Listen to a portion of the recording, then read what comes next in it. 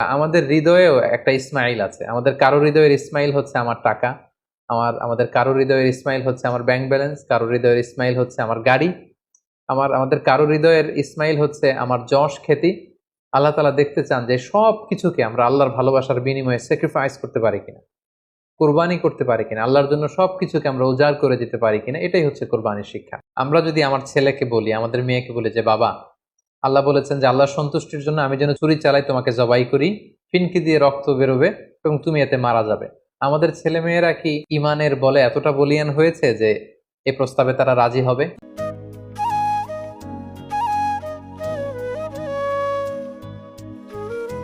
আল্লাহ তাআলা সাইয়েদনা ইব্রাহিম আলাইহিস সালামকে স্বপ্নে দেখালেন যে ইব্রাহিম, তুমি তোমার সবচাইতে পছন্দনীয় বস্তুটি আল্লাহর রাস্তায় কুরবানি করো।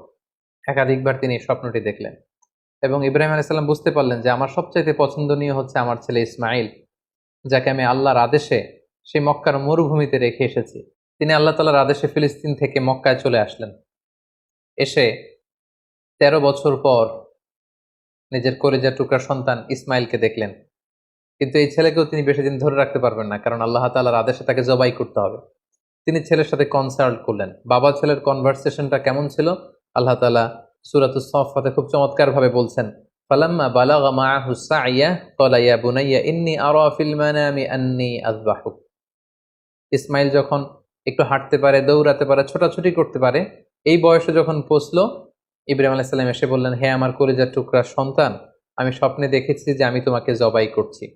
ফানজুর মাযা তারা, what do you think about it, what's your opinion about the matter, তোমার মতামত কি, আমি তোমার মতামত জানতে চাই। ছোট্ট ছেলে ইসমাইল আলাইহিস সালাম বললেন, ক্বালা ইয়া আবাতি ফাআল মা তু'মার, হে আমার বাবা, আপনি যেমনটি আদিষ্ট হয়েছেন ঠিক তেমনটি করুন।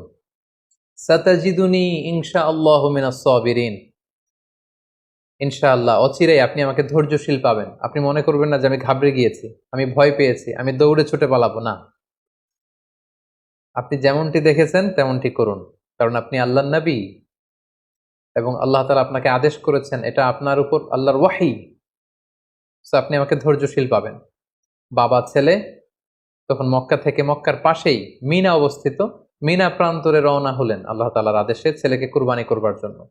কি মর্মান্তিক, কি হৃদয় বিদারক সে দৃশ্য।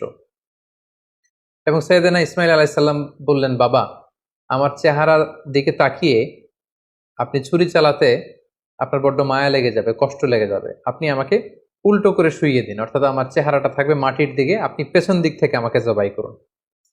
আল্লাহ তাআলা বলছেন, ফালাম্মা আসলামা ওয়া তাল্লাহু লিল জাবিন, দুইজনেই যখন সারেন্ডার করলো, মানে তাদের হৃদয়ে তখন আল্লাহর ভালোবাসা, আল্লাহর আনুগত্যের এই ব্যাপারটা ছাড়া আর কোনো কিছুই নেই। সাইয়েদনা ইব্রাহিম ছেলেকে হৃদয় থেকে সরিয়ে সেখানে আল্লাহর আদেশকে, আল্লাহর ভালোবাসাকে স্থান দিয়েছে। ছোট্ট ছেলে ইসমাইলও আল্লাহর ভয়ে রাজি হয়ে গিয়েছে। সাইয়েদনা ইব্রাহিম আলাইহিস সালাম তখন ইসমাইল আলাইহিস সালামের গলার মধ্যে ছুরি চালাবেন। আসলে এতটুকু পর্যন্ত অগ্রসর হওয়াটাই আল্লাহ তাআলা চেয়েছিলেন। আল্লাহ তাআলা চাননি যে পিতা ইব্রাহিমের কাছ থেকে শিশু ইসমাইলকে ছিনিয়ে নিতে। আল্লাহ তাআলা চেয়েছেন যে ইসমাইলের স্থান ইব্রাহিমের হৃদয়ে বড় নাকি আমি আল্লাহর স্থান বড়। তিনি যখন ছুরি চালাবেন, পেছন থেকে ডাক আসলো, ওয়ানাদাইনাহু আইয়া ইব্রাহিম, হে ইব্রাহিম স্টপ, আর সামনে আগ বাড়ানো যাবে না, এখানেই থামো। কদ সাদ্দাকতার রুইয়া, তুমি তোমার স্বপ্নকে বাস্তবায়ন করেছো, তুমি তোমার স্বপ্নকে বাস্তবায়ন করে দেখিয়ে দিয়েছো। ইন্না কাযালিকা নাজজিল মুহসিনিন, এভাবেই আমি যারা সৎকর্ম পরায়ণশীল তাদেরকে প্রতিদান দিয়ে থাকি। ইন্না হাযা লাহুয়াল বালাউল মুবিন, নিশ্চয়ই এটা অনেক বড় পরীক্ষা।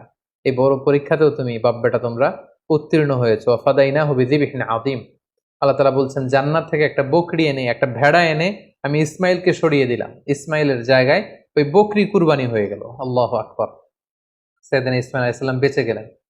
ওই যে মিনা প্রান্তরে সাইয়েদনা ইব্রাহিম আলাইহিস সালাম ছেলের বদলে বকরি জবাই করলেন, এই দৃশ্যটাও আল্লাহ তাআলার এত ভালো লেগেছে, কিয়ামত পর্যন্ত 10 জিলহজে গোটা বিশ্বের সব সামর্থ্যবান বিশ্বাসীদের জন্য এরকম জবেহ করা, স্যাক্রিফাইস করা, অ্যানিমালসকে স্লটার করা আল্লাহ তাআলা ওয়াজিব করে দিয়েছেন। তার মানে কুরবানির যে বিধান, এটা আমরা সাইয়েদনা ইসমাঈল আলাইহিস সালামের বদৌলতেই পেয়েছি। কেন আল্লাহ তাআলা এমন ঠিক করলেন? আল্লাহ তাআলা চাইলেন যে আমি দেখতে চাই ইব্রাহিমের হৃদয়ে কে বড়, কলিজার টুকরার সন্তান ইসমাইল বড় নাকি আমি আল্লাহ তাআলা বড়।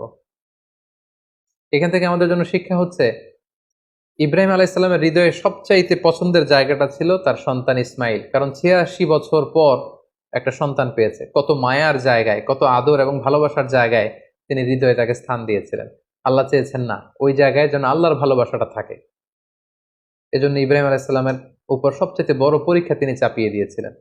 সম্মানিত ভাই এবং বোনেরা, আমাদের হৃদয়েও একটা ইসমাইল আছে। আমাদের কারো হৃদয়ের ইসমাইল হচ্ছে আমার টাকা, আমাদের কারো হৃদয়ের ইসমাইল হচ্ছে আমার ব্যাংক ব্যালেন্স, কারো হৃদয়ের ইসমাইল হচ্ছে আমার গাড়ি, আমাদের কারো হৃদয়ের ইসমাইল হচ্ছে আমার যশ খ্যাতি। আল্লাহ তাআলা দেখতে চান যে সব কিছুকে আমরা আল্লাহর ভালোবাসার বিনিময়ে স্যাক্রিফাইস করতে পারি কিনা, কোরবানি করতে পারি কিনা, আল্লাহর জন্য সবকিছুকে আমরা উজাড় করে দিতে পারি কিনা। এটাই হচ্ছে কোরবানির শিক্ষা। এবার আমরা ওনার জীবনী থেকে কিছু লাইফ লেসন নেওয়ার চেষ্টা করব। সর্বপ্রথম যে লাইফ লেসনটি আমরা পাই সেটা হচ্ছে, ইসমাঈল আলাইহিস সালাম ছিলেন আদর্শ সন্তানের নমুনা। আমরা সবাই নেককার সন্তান চাই। আমরা চাই আমাদের ছেলে মেয়েগুলো আল্লাহওয়ালা হোক, আল্লাহর যে কোনো আদেশ তারা খুব সহজে গ্রহণ করুক, মাথা পেতে নেক, এরকম সন্তান আমরা চাই। এরকম সন্তান যদি আমরা চাই তাহলে তাদেরকে ইসমাঈল আলাইহিস সালামের মতো করে আমাদেরকে গঠন করতে হবে। কারণ ইসমাঈল আলাইহিস সালাম এমন একজন আদর্শ সন্তানের নমুনা ছিলেন। সাইয়েদনা ইব্রাহিম আলাইহিস সালাম যখন তাকে বললেন যে, বাবা স্বপ্নে দেখেছি তোমাকে আমি জবাই করছি, তুমি কি বলো? তিনি এক বাক্যে বলেছিলেন, ইয়া আবাতি ফাআল মা তুমার। বাবা, আল্লাহ তাআলা আপনাকে যে আদেশ করেছেন আপনি তাই করুন, আপনি আমাকে ধৈর্যশীল পাবেন। ইমানের চেতনা হৃদয়ে কতটা গভীরে প্রথিত থাকলে একজন ছোট্ট ছেলে তার বাবার প্রশ্নের জবাবে এমনটা উত্তর দিতে পারে।